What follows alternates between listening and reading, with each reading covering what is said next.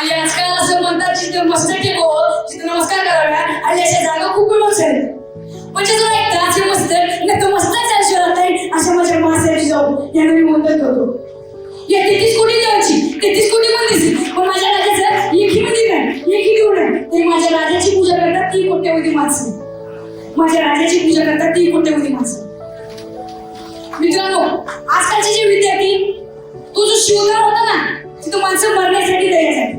माणसं मरण्यासाठी तयार झाली. या काळात जर एखादा मुलगा सैन्य जायचं असेल तर त्याची आई म्हणते बाळा मध्ये बसा का अहो गाडीला पुढून जरी गाडी तडली तरी मुलाला काय होऊ नये आणि मागून जरी गाडी तडली तरी मुलाला काय होऊ नये. पण तो काळ शिवकाळ होता. शिवकाळ माणसं मरण्यासाठी तयार झाली.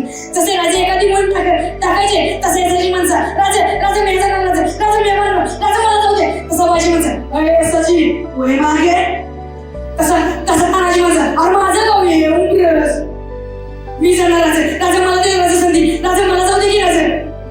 माणसं मरण्यासाठी तयार झाली. अगो दिल्लीचा ताजमहल तसाच आहे. औरंगाबाद मला किल्लाही तसाच आहे. तू दिल्लीचा ताजमहल तसाच आहे. औरंगाबाद मला किल्लाही तसाच आहे. दिल्लीचा लाल महल तसाच आहे.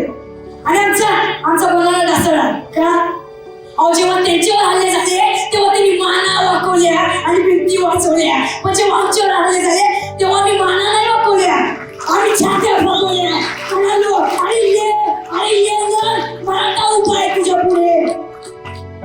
एकमेव असा राजा होऊन गेला ज्या राजाची सर्वात जास्त मूर्ती आहे आणि सर्वात जास्त स्मारक आहे. तू इसिस्टंट येऊन म्हणून गेला.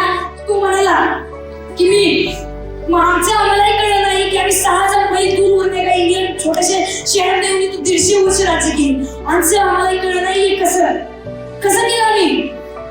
तर तो त्याला पुढे लिहिलंय की या लोकांकडे बुद्धी नाही असं नाही, या लोकांकडे एकाग्रता नाही असं नाही, या लोकांकडे धाडस नाही असं नाही, या लोकांकडे सगळं आहे पण या लोकांना ते देशासाठी वापरायचं असतं हे कळत नाही. ते कळलं ते फक्त एकच माणसाला ते म्हणजे शिवछत्रपती माणूस. या एका व्यक्तीला कळलं म्हणून त्यांनी आम्हाला कुटुंबात 60,000 पर्यंत आम्हाला इथे यायला मजबूर केलं. नाहीतर आम्ही आलो नसतो.